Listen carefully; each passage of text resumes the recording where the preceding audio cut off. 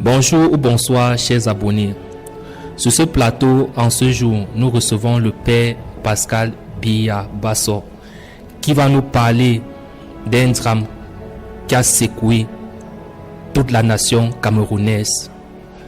Une jeune fille surnommée Kevin, qui s'est donné la mort en ôtant d'abord la vie à ses 3 enfants. Cela s'est passé la nuit du 16 février dans le quartier de Colbisson, dans la ville de Yaoundé. Bonjour Père Pascal. Bonsoir Mathurin. Père Pascal, vous êtes au courant de ce qui s'est passé il y a quelques jours, la nuit du 16 février 2026. Une jeune dame surnommée Kevin qui s'est donné la mort en ôtant d'abord la vie à ses 3 enfants. Un drame qui a secoué la nation camerounaise, qui a traversé les frontières jusqu'au monde entier. Qu'en pensez-vous de ce drame, Père Pascal? Déjà, le constat est généralisé. C'est-à-dire qu'on constate qu'au Cameroun, maintenant, chaque semaine, il y a une actualité liée au meurtre. On dirait que les Camerounais n'ont plus le sens du savoir-vivre, n'ont plus assez de moralité pour vivre avec le prochain ou l'alter ego. Maintenant, pour revenir sur le cas de la jeune dame, effectivement, tous les Camerounais sont secoués par cette actualité effroyable. Avant de placer 2-3 mots concernant cette dérive sociale, j'aimerais dire que pour vivre de façon stable sur Terre, il y a 2 moteurs importants.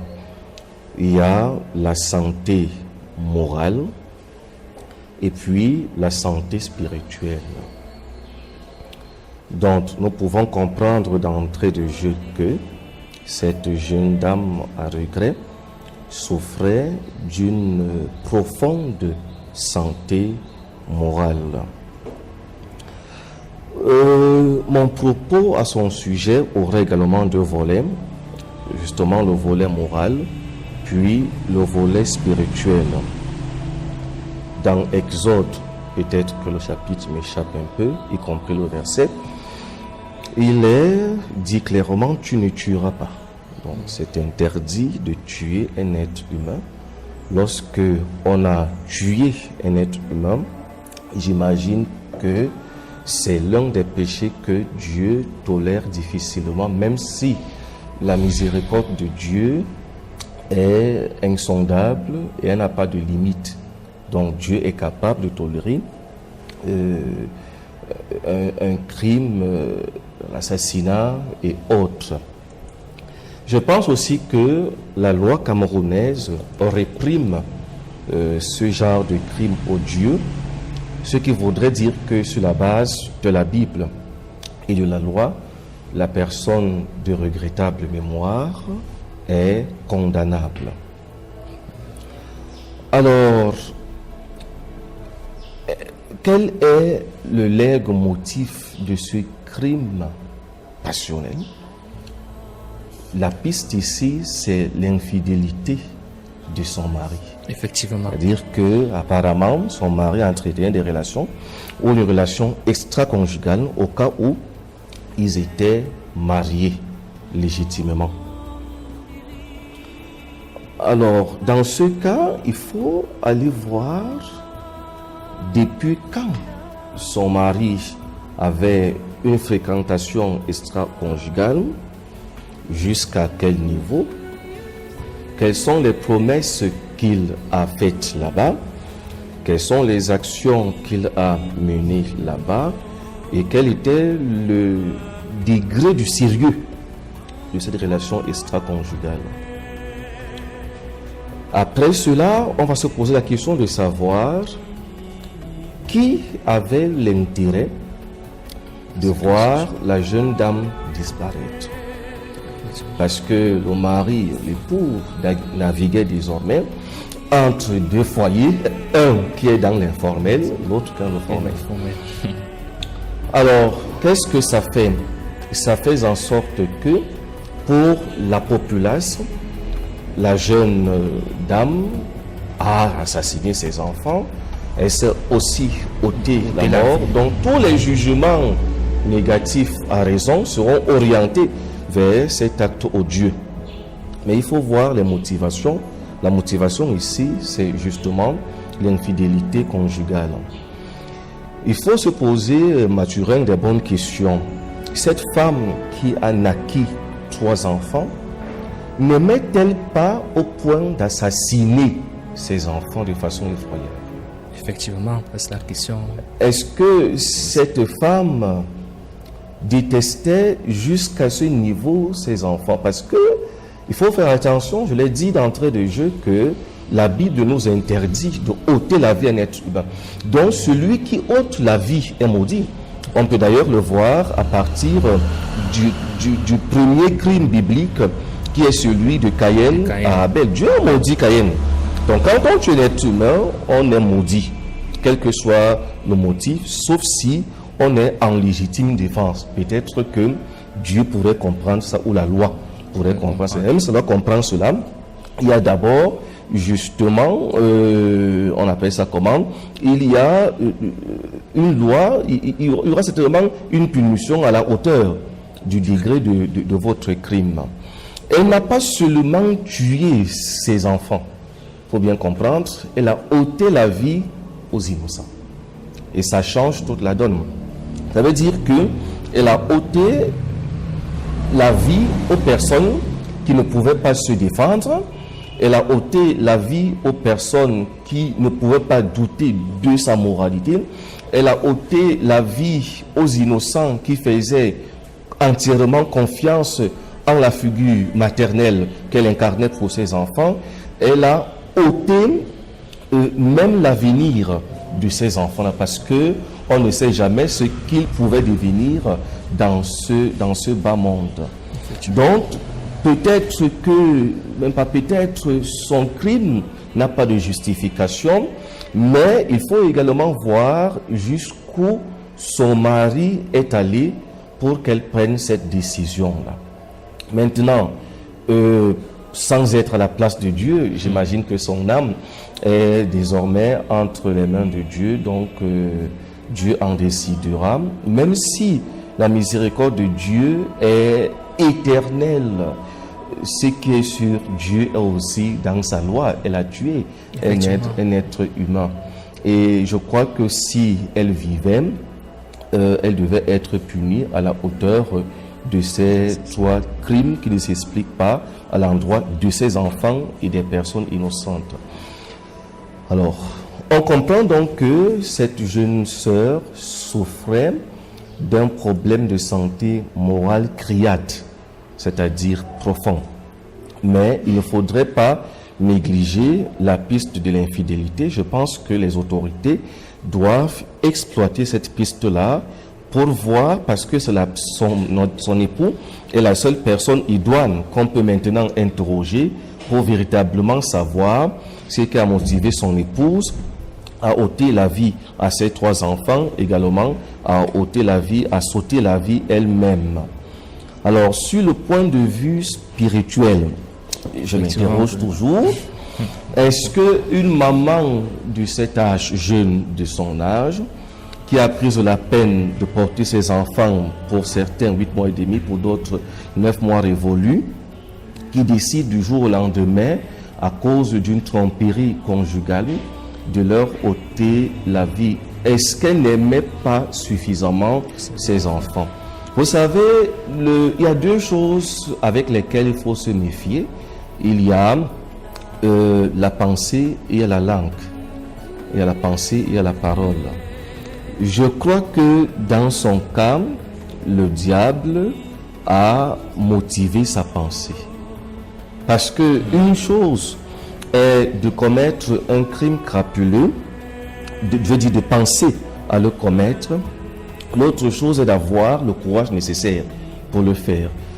Il est peut-être très facile d'ôter la vie à quelqu'un par un coup de poignard, c'est-à-dire par une arme blanche ou bien par une arme à feu, et de prendre la peau de scampette et partir. L'autre chose est d'ôter la vie et de regarder comment la vie saute de la personne, c'est-à-dire comment l'âme saute de la personne. Si on s'en tient à ce que les réseaux sociaux relaient, il est donc question ici d'avoir tué ses propres enfants par empoisonnement. Ce qui est une hypothèse à ne pas négliger, mais jusqu'où elle est vraie. Pour la simple raison que je puis vous le dire, d'ailleurs, nous tous nous pouvons savoir qu'on a souvent très mal lorsque on assiste au départ d'un proche qui a été malade, agonissant, et qu'on voit justement partir sur le lit de sa maladie.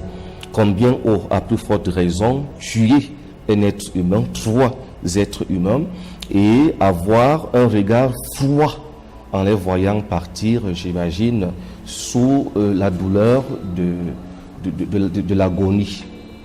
Alors, je crois tout simplement que le diable a motivé sa pensée. Parce que, dit-on, elle a fait des messages de menaces dans ce sens à son époux, qui voudrait que, s'il ne revient pas dans la norme, qui voudrait qu'il soit un papa exemplaire, parce qu'il y a aussi ce problème. Et pouvait-il être un papa exemplaire avec des relations extra-conjugales? C'est à revoir. Pouvait-il être un bon époux en ayant d'autres bureaux? C'est à revoir. Cette histoire, d'ailleurs, devrait interpeller non seulement les Camerounais que nous sommes, mais les citoyens du monde, pour comprendre qu'il peut arriver que l'infidélité détruise toute une famille telle que ce que nous avons vu. Et ça peut se faire à différents niveaux. Ça peut se faire à différents niveaux. Elle a commis un crime, d'autres ce sont des enfants qui ne vont pas à l'école, n'ayant pas un bon encadrement familial, n'ayant pas un bon suivi moral et j'en passe. Donc, je crois que sa pensée Mathurin a été suffisamment motivée. Il y a donc eu, à mon sens, une force surnaturelle qui a motivé sa pensée en même temps qu'il s'est accaparé de son être pour qu'elle ait le courage nécessaire de ôter la vie à ses enfants et à elle-même. Maintenant, je disais qu'il faut faire attention à la pensée aussi à la parole. Je l'ai dit d'entame, qui avait intérêt à la voir mourir. Est-ce son mari lui-même? Est-ce ses fréquentations? On ne pourra jamais le savoir. Mais toujours est-il que peut-être s'est-elle donc confiée à quelqu'un, à quelqu'une, qui a profité de cette confession pour pousser la jeune dame à commettre ce crime odieux, cet assassinat. Aussi, il n'y a pas une vidéo illustrative où elle confesse d'elle-même. Jusqu'ici, moi je ne l'ai pas encore vue, je m'en excuse s'il y en a, mais il n'y a pas une vidéo où elle confesse d'elle-même avoir tué ses enfants. Donc il y a beaucoup d'ambiguïté et de zones d'ombre dans cette histoire où c'est elle-même qui aurait tué ses enfants. La question reste et demeure. Qui aurait voulu avoir sa place? À qui ça profitait qu'elle ne soit plus en vie? Et nous savons qu'il y a des pratiques d'ordre occulte qui peuvent pousser quelqu'un à distance à commettre des actes qu'on n'aurait pas voulu commettre, même si on l'a pensé. Donc, dès lors où elle a pensé et elle a partagé dans son entourage la volonté de mettre fin à sa vie et celle de ses enfants, il était très facile que n'importe quel occultiste s'accapare de la situation et pousse la dame justement à commettre ce crime odieux. Maintenant, qu'est-ce qui va se passer? Ce qui va se passer est que elle vient de tracer dans sa propre famille, pour ses frères, pour ses cousins, pour des frères éloignés ou proches, elle vient d'ouvrir et tracer une très mauvaise porte. C'est-à-dire qu'il peut arriver que dans sa famille, les gens continuent de mourir de ce type de mort effroyable. Donc, il est de bon ton que sa famille fasse le deuil, comme il le faut. Il n'est pas évident d'enterrer 4 êtres chers, mais il y a l'après ça. L'après ça voudrait que ce chemin soit fermé, cette porte soit fermée, afin qu'on n'assiste plus dans cette famille ce genre de mort. Naturel, j'aimerais peut-être attirer l'attention sur quelque chose, c'est que peut-être que si vous remontez plus dans sa famille, les gens sont morts pareillement dans sa famille. Donc, il n'est pas impossible que cette famille soit dans le joug des liens de famille, des liens négatifs de famille qui consistent à mourir de cette façon très bizarre. Donc, peut-être 2 choses, 2 mots pour conclure. Premièrement, la piste de l'infidélité est posée, qui aux autorités de prendre le relais pour essayer de comprendre ce qui s'est passé. Et je pense qu'il est même urgent et important que les autorités s'accaparent de cette situation-là. Sinon, elle risque de servir de très mauvais exemple aux couples et aux jeunes couples en particulier. C'est-à-dire, quelqu'un pourrait se dire, je vais tuer impunément, je reste à la maison parce que j'ai aimé, moi pas aimé, parce que j'ai été trahi. Donc, les autorités prennent justement le temps de fuir dans cette affaire-là, parce que pour ma part, il y a beaucoup de choses, il y a beaucoup de vérités qui ne sont pas révélées dans cette affaire. L'autre piste, c'est de savoir qui aurait voulu qu'elle ne soit pas là, pour quelle femme. L'autre piste, c'est justement depuis quand et quelles sont les raisons qui ont motivé son mari à avoir d'autres bureaux, alors que peut-être il n'était pas, il n'avait pas le droit d'avoir d'autres relations extra-conjugales au point justement de léser sa propre famille. D'accord, Père supérieur. Et pour sortir de cet entretien, quels conseils vous donnez aux femmes et aux hommes par rapport à cette situation? Merci beaucoup, Mathieu, de poser cette question qui, pour moi, vaut tout son pesant d'or. Alors, la société du 21e siècle vit comme si elle n'avait plus besoin de Dieu. Dans le temps et même dans la Bible, lorsque on voulait la femme, on demandait à Dieu les signes précurseurs.